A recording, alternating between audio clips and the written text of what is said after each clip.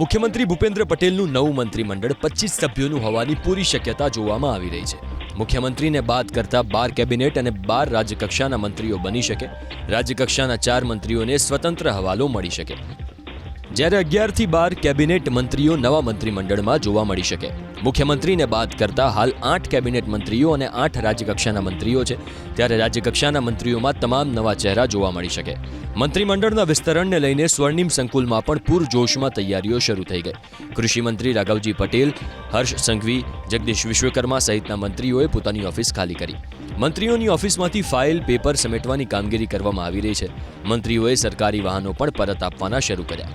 RNB વિભાગના અધિકારીઓએ મહાત્મા મંદિર પર પહોંચીને કાર્યક્રમના આયોજનની માહિતી મેળવી. મુખ્ય સ્ટેજ પર લાલ જાજમ પાથરવામાં આવી. 10,000 જેટલા લોકો માટે ભોજનની વ્યવસ્થા કરવામાં આવી રહી છે. ભોજન સમારોહમાં ચૂરમાના લાડુ, ફૂલવડી, બટાટા વટાણાનું શાક, વાલનું શાક, પૂરી, દાળ ભાત, ફ્રાયમ્સ, છાશ પીરસવામાં આવશે.